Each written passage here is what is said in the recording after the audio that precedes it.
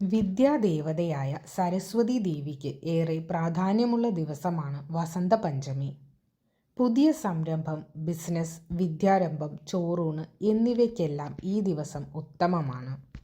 ഈ ദിവസം സരസ്വതി മന്ത്രം ഉരുവിട്ട് സ്തോത്രങ്ങൾ ജപിച്ച് സരസ്വതി ക്ഷേത്ര ദർശനം നടത്തുന്നതും വ്രതം എടുക്കുന്നതും നല്ലതാണ്. ഫെബ്രുവരി 14 ബുധനാഴ്ചയാണ് ഈ വർഷത്തെ വസന്തപഞ്ചമി. ബുദ്ധി, ജ്ഞാനം, അറിവ് എന്നിവയുടെയെല്ലാം ദേവതയാണ് സരസ്വതി.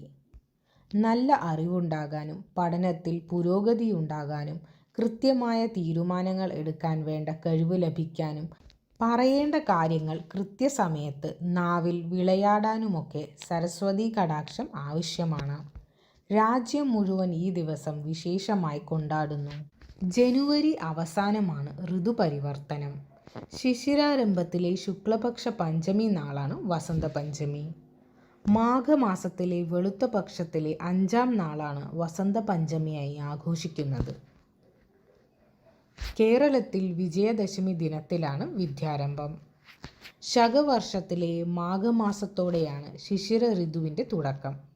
ജനുവരി അവസാനമാണ് ഋതുപരിവർത്തനം. വസന്തം, ഗ്രീഷ്മം, വർഷം, ശരത്, ഹേമന്തം, ശിശിരം എന്നിങ്ങനെ 6 ഋതുക്കളാണുള്ളത്.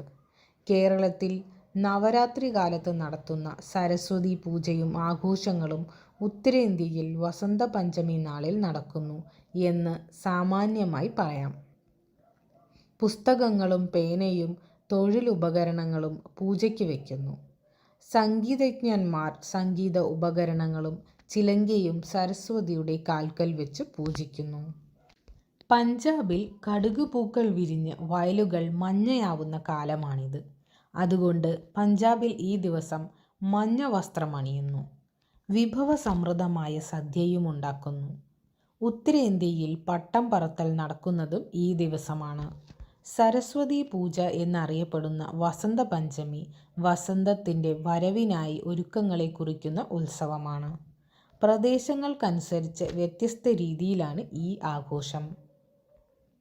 ഈ ദിവസം സരസ്വതി ക്ഷേത്രത്തിൽ ദർശനം നടത്തുകയും വഴിപാടുകൾ നടത്തുകയും ചെയ്യുന്നത് ഉത്തമമാണ്.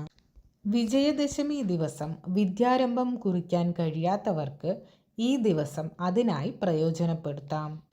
എറണാകുളം ജില്ലയിലെ നെടുമ്പാശ്ശേരി എയർപോർട്ടിന് സമീപമുള്ള ആവണംകോട് സരസ്വതി ക്ഷേത്രത്തിൽ വസന്തപഞ്ചമി വിപുലമായ ചടങ്ങുകളോടെയാണ് എല്ലാ വർഷവും ആഘോഷിക്കുന്നത്.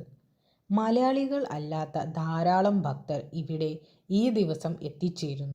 ജഗദ്ഗുരു ശങ്കരാചാര്യരുടെ വിദ്യാരംഭം കുറിച്ചു എന്ന് സങ്കല്പിക്കുന്ന ക്ഷേത്രമാണിത്.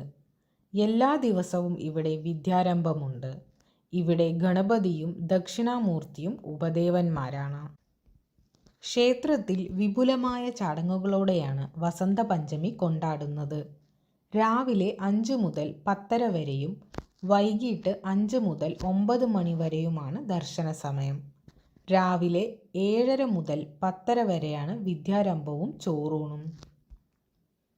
വൈകിട്ട് നിറമാലയും പുരാണ പാരായണവും കീർത്തനാലാപനവും വീണക്കച്ചേരിയും ചുറ്റുവിളക്കുമുണ്ട്. കുട്ടികൾക്ക് സ്ഫുടമായ ഉച്ചാരണം ഉണ്ടാവാനായി ഇവിടെ നാവുമണി നാരായം എന്ന പ്രത്യേക വഴിപാട് സമർപ്പിക്കുന്നു. ഇതിനുശേഷം അത്ഭുതകരമായ മാറ്റമാണ് ഉണ്ടാവുക എന്ന് അനുഭവസ്ഥർ സാക്ഷ്യപ്പെടുത്തുന്നു. വിദ്യാവാഗീശ്വരി പൂജ, സാരസ്വത മന്ത്ര പുഷ്പാഞ്ജലി, ജപിച്ച സാരസ്വത ഘൃതം, മലർപ്പറ, താമരമാല, കടുംപായസം എന്നിവയാണ് പ്രധാന വഴിപാടുകൾ.